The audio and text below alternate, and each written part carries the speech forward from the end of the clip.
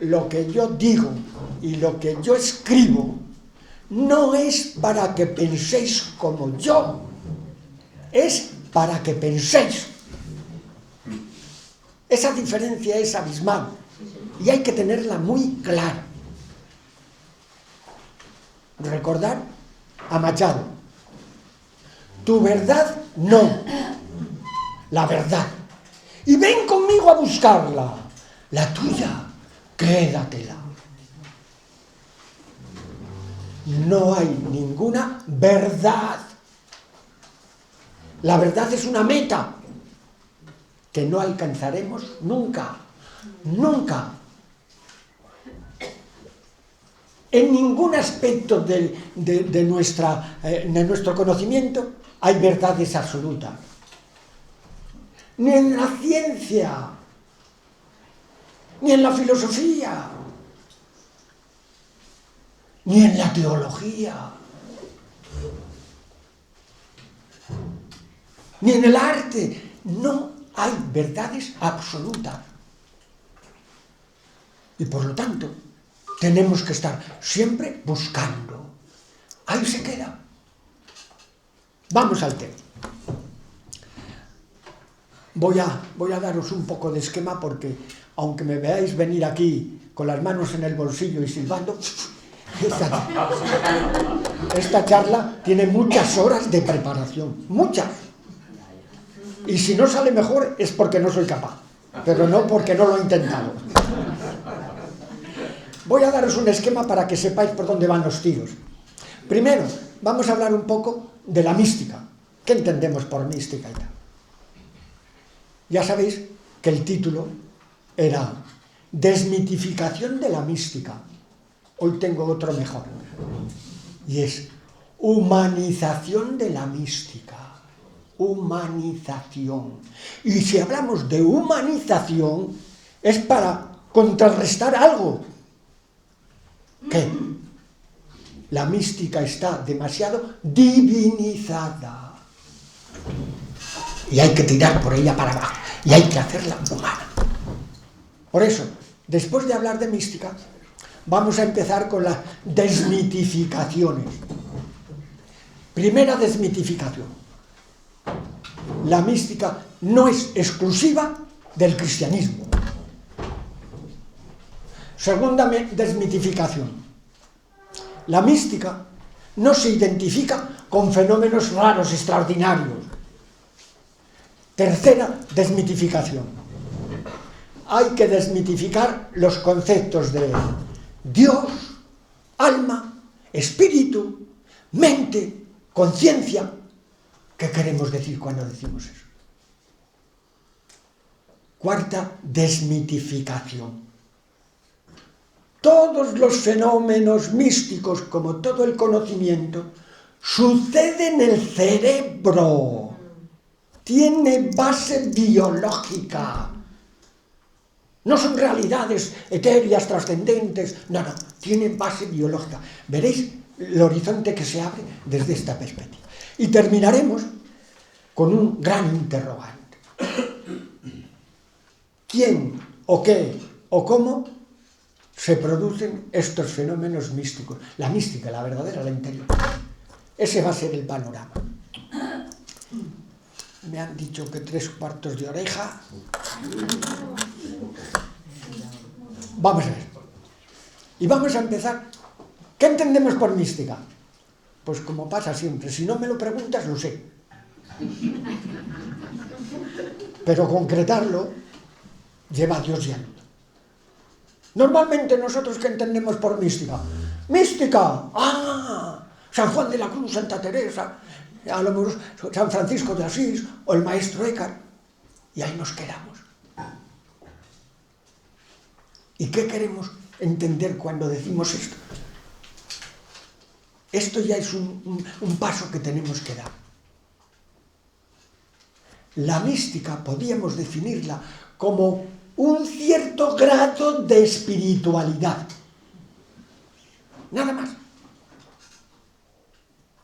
La espiritualidad empieza por una relación con Dios, con el absoluto, incluso con uno mismo. Cuando llega a un cierto grado, a ese grado ya le llamamos mística. Pero no es nada raro. Esto tenemos que tenerlo muy claro. No es un privilegio para unos pocos.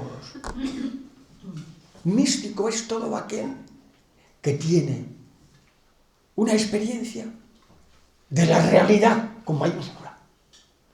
Le llames Dios, le llames Brahma, le llames Alá, le llames lo que sea, Tao, le llames lo que le llames. Una experiencia con lo trascendente es una experiencia mística. Y nada más. ¿Y qué consecuencias tiene esa experiencia? Vamos a ver. La experiencia mística nos saca de la manera normal de ver el mundo, que es racional. El cerebro lo único que hace es manipular, procesar los datos que les dan los sentidos.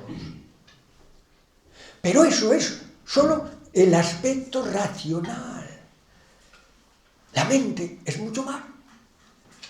Y cuando traspasamos el umbral de lo racional, entramos en otro ámbito, en otra manera de conocer, que no es a base de silogismos, de conclusiones, sino que es intuitiva. ¿Y por qué es posible esa intuición? Porque traspasamos precisamente ese ámbito en el que vivimos normalmente y entramos en otro ámbito que también es nuestro, en el que podemos ver la realidad con mayor profundidad, desde la verdadera realidad. Y esa profundidad nos hace que salten en añicos todo lo que nosotros creíamos ser en cuanto a nuestra razón, y empiece a surgir lo que somos en realidad. Pero esa relación con el absoluto, esa relación no se hace en el aspecto racional, sino más allá. Y entonces tenemos que estar con una apertura total para que esa vivencia llegue a nosotros. Porque el llegar al estado místico no se hace por racionalidad, sino por sentimiento, o mejor dicho, por amor, por afectividad. Por eso, los estados místicos surgen cuando el cerebro inhibe las partes externas y entra en la profundidad de su ser, donde están almacenados miles y miles de millones de datos de los que no somos conscientes. Entonces, ¿de qué vamos a hablar aquí? De mística, pero la mística en un sentido amplio. Y ahora vamos a la primera desmitificación. A cualquiera de nosotros que nos diga mística, así los místicos cristianos. Y ahí nos quedamos. Hoy nos hemos visto obligados a reconocer que en otras religiones también hay verdaderos místicos. Pero no solo los sufíes, que es clarísimo, sino los hebreos, las religiones orientales, todas, y las no religiones. Tenemos que aceptar que una experiencia mística la puede tener cualquier ser humano, no solo que no tenga ninguna religión, sino que sea opuesto a la idea de Dios. Hay un francés que escribió un libro que se titulaba La mística salvaje.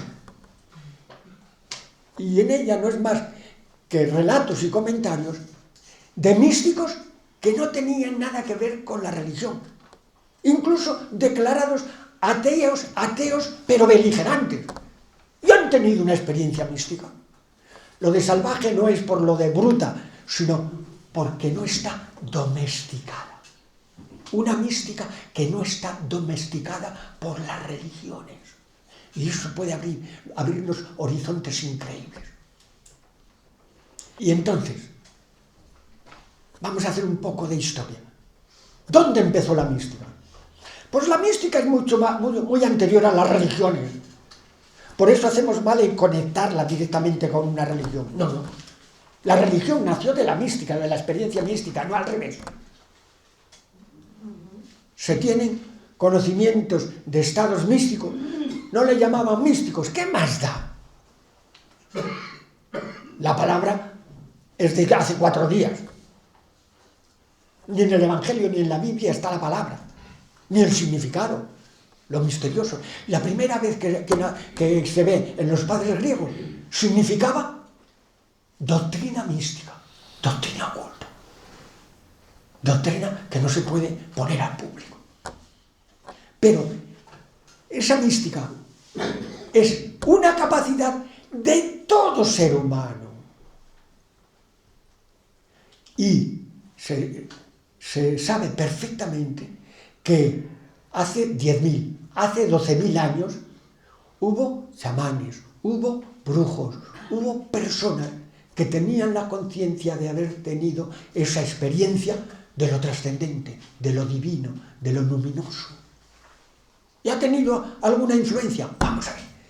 Si la mística no hubiera tenido influencia beneficiosa para el desarrollo de la humanidad, para la evolución del ser humano, no se hubiera mantenido durante 60.000 años.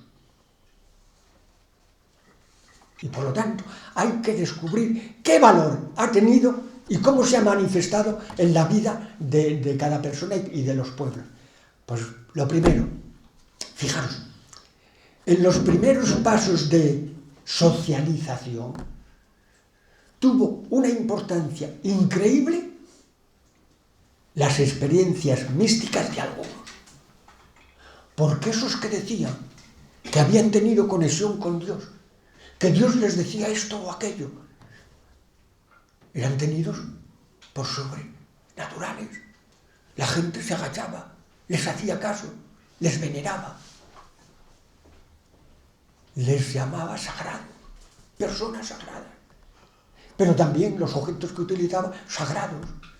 Esta supremacía de algunos hizo posible que una inmensa mayoría del pueblo hiciera caso a uno. Sin esa relación de uno a muchos, uno al que veneramos, uno al que le hacemos caso, uno al que creemos que ha tenido relación con Dios y nos manifiesta la voluntad de Dios, no hubiera sido posible la socialización. Ahora bien, ¿qué pasó? Primero eran los místicos, pero en cada época y en cada lugar, de cada experiencia mística profunda, surge lo que hoy llamamos religión, que es un cambio tremendo. La experiencia mística se traduce en normas morales, en doctrinas, en ritos y ceremonias. Y esas religiones empiezan a poner el énfasis no en la experiencia de uno, sino en la capacidad que me da a mí esa experiencia para controlar, para manejar, para tener autoridad sobre los demás. Y por eso las religiones que nacieron de la mística, muy poquito después, empezaron a repudiarla, a ir contra ella. Se habían establecido unas normas, se habían establecido una doctrina, se habían establecido unos ritos. Ya no se acepta nada que no coincida con estos preámbulos, prejuicios. Y las religiones empezaron a perseguir toda experiencia mística. No hay un solo místico que no haya sido perseguido desde hace 5.000 o 6.000 años. ¿Qué ha pasado? Que la experiencia mística siguió existiendo. Pero la inmensa mayoría de los místicos perdieron toda capacidad de comunicarse con el pueblo, de enriquecer la religión, cada religión, con nuevas experiencias y con nuevas interpretaciones de esas experiencias. Y entonces las religiones al no tener ese manantial constante de la experiencia mística, se van empobreciendo, se van anquilosando, se van haciendo rígidas y van perdiendo la capacidad que podían tener de invitar al pueblo a vivir, a trascender, a tener también esa experiencia mística y ver el mundo de otra manera. La religión no te hace ver el mundo de otra manera, te hace ver el mundo desde una visión fija del mundo y controlada. Y eso no ayuda a la humanización, no ayuda a la evolución. Por eso, ¿cómo estamos hoy? Estamos en esa circunstancia. Las experiencias místicas han existido, pero no hay posibilidad de que tengan influencia en la vida real de la inmensa mayoría de las personas. ¿Cómo podemos llegar a ese conocimiento de esas experiencias? En todos los tiempos es el mismo. Primero, lo que nos cuentan los místicos. Ah, sí, pero lo primero que dice un místico cuando se pone a escribir es: lo que he vivido no se puede explicar, no se puede meter en concepto, no se puede decir con palabras. Y entonces, si solo tenemos para conocer la experiencia mística el camino de lo que nos dicen, y lo que dicen es indecible, ese camino no tiene posibilidad ninguna de llegar a lo hondo, de convencernos, de llevarnos más allá. Otro camino que puede utilizarse es los fenómenos que surgen de una verdadera experiencia, no de una verdadera experiencia, de algunas experiencias místicas. Quiero decir, los fenómenos extraordinarios. Todos nosotros asociamos la mística a visiones, revelaciones, levitaciones, dilocaciones, curaciones. Eso, y pasamos a la tercera. Eso no es la mística. La mística no se puede identificar con ninguna de esas manifestaciones. En primer lugar, porque la inmensa mayoría de los místicos no han tenido esa manifestación espectacular, podríamos decir, de esa experiencia. Y no han sufrido. Fíjate que Santa Teresa una y otra vez insiste en el peligro de creer que esas visiones, revelaciones, etc., son la experiencia mística. Lo dice constantemente. La mayoría de los místicos no tuvieron esa manifestación de la experiencia. ¿Por qué unos sí y otros no? Lo explicaremos más adelante, cuando hablemos del ser. Pero la mayoría no. Fijaros, ¿por qué no hablamos de Jesús como místico? Pocas veces habréis oído hablar de Jesús como místico, como gran místico. Pues naturalmente que lo fue. De Buda sí, ya se dice algo más, que fue un místico y tal, pero de Jesús nunca. Y fue el mayor místico que tenemos en nuestra historia, el mayor místico. Pero no se le considera idéntico a esas manifestaciones que han tenido después los místicos, algunos místicos. Porque Eckhart, por ejemplo, tampoco nos habla nunca de ninguna experiencia mística suya.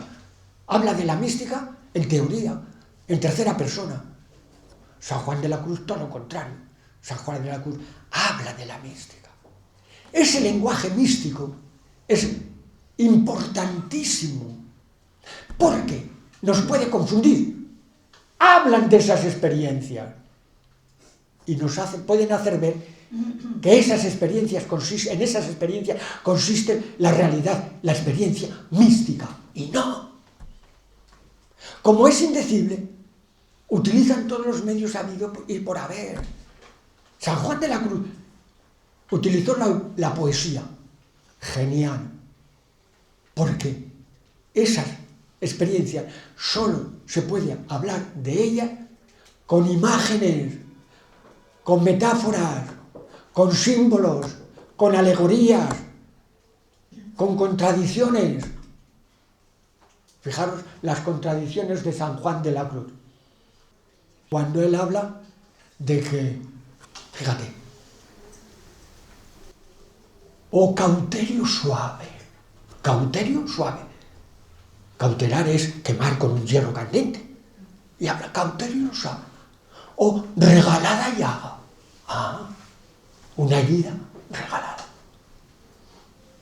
O cautelosa, o regalada llaga. O mano delicada que tiernamente hieres de mi alma en el mar profundamente. Y todo eso para expresar lo que no es inexpresable. Pero San Juan de la Cruz utiliza el lenguaje que había en su tiempo para hablar de los amoríos, de la literatura pastoril, y lo hace con un desparpajo increíble. Me acuerdo que hace unos años estábamos hablando de San Juan de la Cruz y yo le di a una persona, a una señora, un libro de San Juan de la Cruz. Fue a casa y se lo dio a leer a su marido. Su marido leyó 3 líneas y dijo: «Este hombre es un marica», y tiró el libro.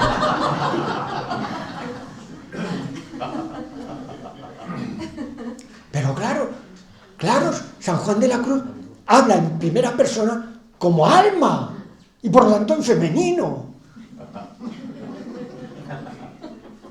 Habla, por ejemplo, cuando dice: «Nuestro lecho florido, de cuevas de leones enlazado, en púrpura tendido, de paz edificado, de 1000 escudos de oro coronado». El alma y Dios en un lecho, en una cama. Es natural que el que no esté un poco en el ajo se le vayan los cables. Pero también cuando dice: «Gocémonos, amado, y vámonos a ver en tu hermosura, al monte o al collado do mana el agua pura, entremos más adentro en la espesura. Y luego a las cavernas de la roca nos iremos, que están bien escondidas, y allí nos entraremos, y el mosto de granados gustaremos». Una imagen muy utilizada, la del vino, embriagados, borrachos. Leí el otro día de una mística que decía: «Borracha del vino que no bebí». Pero eso lo hacen también los sufíes, Utilizan muchísimo la imagen de la embriagadez. Dice: «En la interior bodega de mi amado bebí,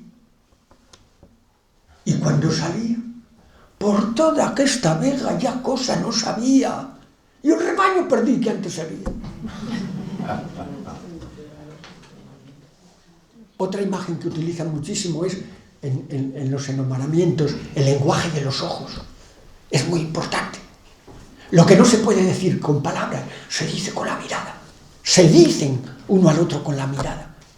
Y ahí tenéis a San Juan de la Cruz decir: «Oh cristalina fuente, si en esos tus semblantes plateados botarse de repente los ojos deseados que tengo en mis entrañas dibujados».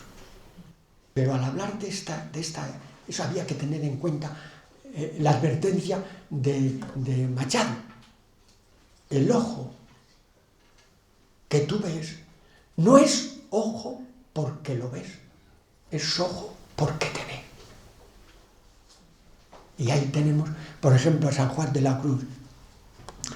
«De flores y esmeraldas, en las frescas mañanas escogidas, haremos las guirnaldas, en tu amor florecidas, y en un cabello mío entretejida.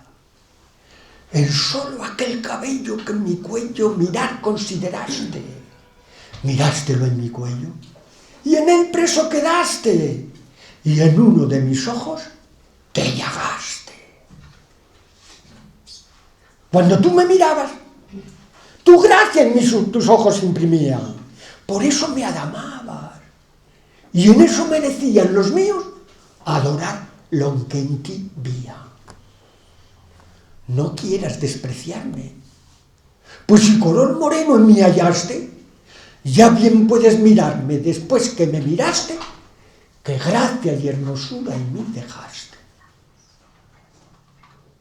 Claro, cuando oímos estas cosas y estamos un poco en la dinámica, nos damos cuenta de que los místicos hablan de esta manera, con puros símbolos, con puras metáforas, con puras comparaciones, de un lugar, de una patria, de la que no nos sentimos extraños. Es muy curioso. Oigo hablar al místico y siento que está hablando algo de mí mismo, que está manifestando algo que yo no viví, pero que presiento, que descubro en lo hondo, que está ahí. Y esa es la mejor demostración, que la experiencia mística está abierta a todos los seres humanos, que tampoco es la consecuencia de una búsqueda de años y de años y de años. Ahí tenemos Santa Teresa y San Juan de la Cruz, las 7 moradas o la subida al Monte Carmelo. Pues no siempre. A veces la experiencia mística está en el principio y no está al final. Esa experiencia tiene otra característica tremenda, que es momentánea, es limitada. A ver, esto es muy importante. Todo lo que se refiere a la noche oscura de los místicos, sobre todo en San Juan de la Cruz, no es porque están sufriendo algún horror, no. Es siempre porque están viviendo una carencia antes de una experiencia. Les gustaría tenerla constantemente, pero la experiencia se termina y hay que volver a la vida de cada día. Y eso para ellos lo consideran como una negación total. ¿Por qué? Eso responde un poquito a la visión dual que tenían del mundo. Yo estoy aquí, sé que Dios está en otra parte, pero estoy separado de Él. El místico se hunde en la miseria. Se hunde en la miseria por sentirse separado de Dios. Pero es consecuencia de una falsa visión de Dios, de un Dios que está en alguna parte, un ser del que yo me siento separado, que vino en un momento determinado, pero del que me siento separado. Es para hundirse en la miseria. Todo el cántico de San Juan de la Cruz, de vivo porque no muero, responde a esta visión. Vivo sin vivir en mí, y de tal manera espero que muero porque no muero. En mí yo no vivo ya. Y sin Dios vivir no puedo. Pues sin Él y sin mí quedo, este vivir, ¿qué será? 1000 muertes se me hará, pues de tal manera espero que muero porque no muero. Esta vida que yo tengo es ausencia de vivir. Y así es continuo morir hasta que viva contigo. Increíble. Y termina, morir, lloraré mi muerte ya, y lamentaré mi vida, en cuanto que retenida por mis pecados está. Fijaros cómo responde a la conciencia que ellos tenían de Dios, del hombre, del pecado, el verso, la experiencia. En cuanto que retenida por mis pecados está. Oh mi Dios, ¿cuándo será? Cuando yo diga, de vero, vivo ya, porque no muero. Y vamos a la tercera. La tercera desmitificación, que es intentar comprender desde nuestra perspectiva de hoy qué han querido decir los místicos y las religiones con Dios, alma, espíritu, mente, conciencia. La manera de entender esas realidades sigue siendo mítica para cada uno de nosotros, no para los del siglo XII o los del siglo I, para cada uno de nosotros. Primero, visión mítica de Dios. ¿Y por qué? Porque hemos creado, hemos definido, hemos concretado lo que es Dios. Con una imagen que es mental, pero que creemos que hace referencia a una realidad que está ahí. Ya tenemos el mito.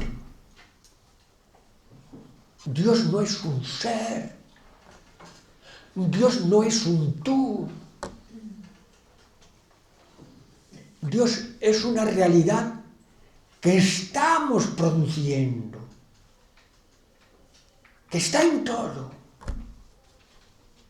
que está en nosotros. Y también nosotros estamos en él. Santa Teresa decía, buscarte has en mí,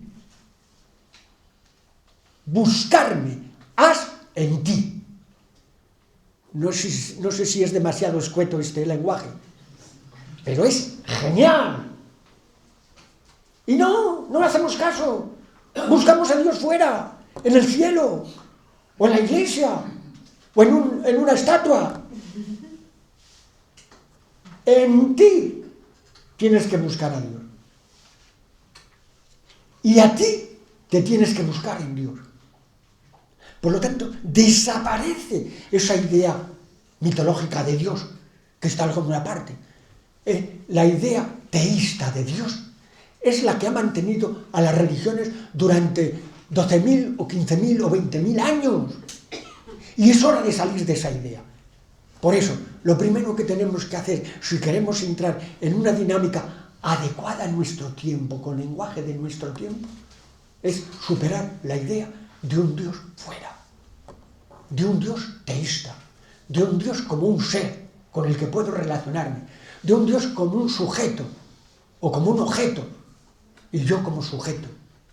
No hay posibilidad ninguna. Y por eso es tan difícil entrar en esa dinámica de una relación con una realidad que no es nada. Que está en mí, pero nada, no como algo añadido. Que está en mí como fuente de mi ser, pero como mi ser. Alma. Vamos a ver. El concepto que tenemos de alma lo sabemos todos. Es la parte espiritual del cuerpo al que está unido y que un día se separará. Y el cuerpo quedará aquí y el alma irá por ahí, no sé dónde. Es otro concepto mítico. En el judaísmo del tiempo de Jesús no se tenía para nada esta idea de hombre compuesto de alma y cuerpo. Esta idea surgió cuando el cristianismo empezó a tener contacto con la filosofía griega. Los grandes padres de la Iglesia eran todos griegos, pero muy preparados filosóficamente. Y entonces metieron al cristianismo en ese dualismo. En filosofía se llama ilemorfismo. Toda la realidad está compuesta de materia y forma. Y muy alegremente los grandes místicos, los grandes padres de la Iglesia, muy bien, luego el hombre está compuesto de alma y cuerpo. En la filosofía griega, la forma y los accidentes no son dos realidades que se pueden tocar, que están aquí o que están allí. Son conceptos metafísicos, materia y forma. Y por lo tanto, en la filosofía griega, el alma no podría ser una cosa concreta, ni el cuerpo una cosa concreta. Por eso fue una asimilación de la filosofía griega completamente espúrea, que no tenía razón ninguna para hacerse, pero nos ha metido en la dinámica. Y todos nosotros hemos aprendido. El hombre compuesto, y la mujer, claro, el hombre y la mujer compuestos de alma y cuerpo. El cuerpo sabemos lo que es, ni hablar. El alma no sabemos lo que es, pero sabemos que está ahí. Es un ente, es una realidad, que no sabemos lo que es, pero que consideramos que está en el hombre. Y hemos explicado la muerte como la separación del alma y del cuerpo. Todos conceptos míticos que hay que superar. ¿Qué es el alma? No lo sabemos. No hay una realidad a la que podemos aplicar ese concepto. Lo mismo pasa con el concepto de espíritu. Cuando decimos Espíritu Santo, la tercera persona de la Trinidad. Vamos a ver, ¿qué quieres decir con eso? Explícamelo. Y cuando decimos espíritu, el espíritu humano, el espíritu de un ser humano. Pero fijaros que también utilizamos el espíritu en otra dinámica muy interesante, que es el espíritu de una época, el espíritu de un pueblo, el espíritu... amigo, cuando lo utilizamos así, no queremos decir nada concreto. Queremos decir un ámbito, un ambiente, un algo en el que nos movemos. Genial. Por eso, otra desmitificación. Espíritu, hay que desmitificarlo. No es nada concreto, no es algo que está en el cuerpo y puede salir y puede volver o no puede volver, o puede no volver. Mente. ¿Qué entendemos por mente? Fijaros que desde Descartes hemos identificado mente con capacidad de racionar, de racionalizar. La razón es la mente. Descartes nos ha metido por un callejón sin salida cuando nos ha hablado de que el hombre es razón. Pienso, luego existo. Y todos los siglos después de Descartes hemos bebido y nos hemos empapado de esa tesis, de esa teoría. El hombre es razón. No hay cosa que haya hecho más daño a la evolución que esto. El hombre es razón. Y además puede tener esto, puede tener aquello, puede hablar de su espíritu, pero sobre todo es razón. Pues no. Eso es una de las cosas que demuestra la experiencia mística. El hombre no es razón. Si acaso el hombre tiene una mente. ¿Y qué es la mente? Tampoco es nada concreto. Es una capacidad que va mucho más allá de lo racional, la capacidad de hacer silogismos, de sacar conclusiones de unas premisas. Eso hay que tenerlo muy en cuenta, porque de la racionalidad no puede nunca salir una experiencia mística, pero de la mente sí. La mente es una capacidad que existe mientras la estás utilizando. Cuando dejas de utilizar, no es nada. No es nada.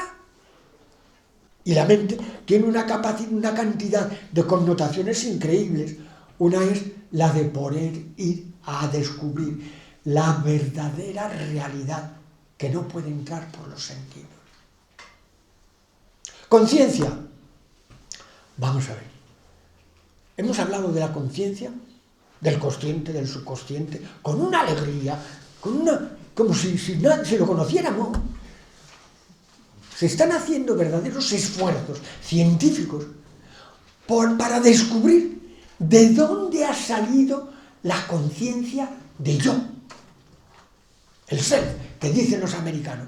¿De dónde ha salido? ¿Cómo he llegado yo a tener conciencia de que soy una individualidad? De que soy distinto de la materia y distinto del otro y distinto del otro. ¿Cómo ha surgido? Todavía no lo sabemos. No lo sabemos. ¿Qué queremos decir cuando tenemos conciencia? Que en un momento determinado yo me relaciono conmigo, me relaciono con la realidad, me relaciono incluso con lo trascendente desde como un centro, un vórtice que me considero yo. Pero esa realidad también es un mito. No hay ninguna realidad que sea yo. Y por eso tenemos que hacer un esfuerzo sobrehumano para salir de esa dinámica. Yo no soy nada. Y en camiseta menos. Que no es por ahí. No existe el yo, ni el tú. Esto es alucinante, ¿eh? Y nos va a costar Dios y ayuda para llegar a asimilarlo. No es un yo, un ego, no. Conciencia de individualidad. Muy bien. ¿Y por qué no conciencia de unidad más allá de mi individualidad? Hay otros dos conceptos que también convenía a aclarar un poquito, no aclarar, sino tomar conciencia de ellos. Y es memoria y voluntad. El entendimiento se puede considerar la capacidad de razonar, pero memoria, ¿qué es la memoria? A mí me llevan los demonios cuando oigo hablar del cerebro como un ordenador, como un cableado. ¡Que no! ¡Ni idea! En el ordenador, la memoria RAM y la memoria está en un lugar determinado, está almacenada y está allí. Y hay que buscar el camino para llegar hasta ella. Pero está ahí almacenada. En nuestro cerebro, que se sepa, no. Recuerdo una cosa, la hago presente mientras estoy recordándola. En el momento que dejo de recordar, desaparece. Están aproximándose a la idea de que la memoria no es más que reactivar un circuito neuronal. Reactivarlo. Un circuito neuronal que en un momento determinado se produjo, se quedó ahí. Y en un momento determinado, tocando cualquier parte de ese circuito, ¡chin!, se recupera el circuito. Pero se recupera mientras estés activando la memoria. Una vez que dejas de recordar, vuelve a ser nada.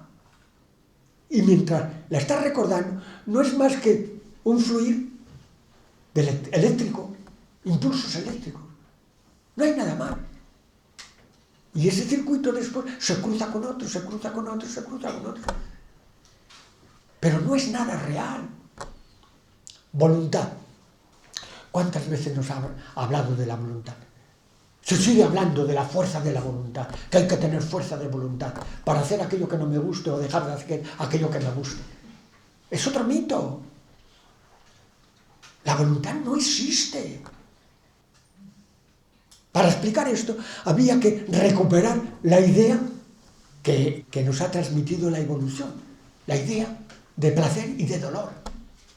¿Puedo querer yo otra cosa que aquello que me dé placer? ¡No! ¿Puedo dejar de evitar, de rechazar aquello que me produce sufrimiento? ¡No! Por lo tanto, esa mítica de la voluntad hay que rebajarla. No existe tal voluntad. La voluntad, nos decían a nosotros en psicología hace 50 años, más de 50 años, es una potencia ciega. Es una atracción. Pero la voluntad solo es atraída por el bien. Nunca puede ser atraída por el mal. Lo que me causa dolor nunca puede atraerme por sí mismo.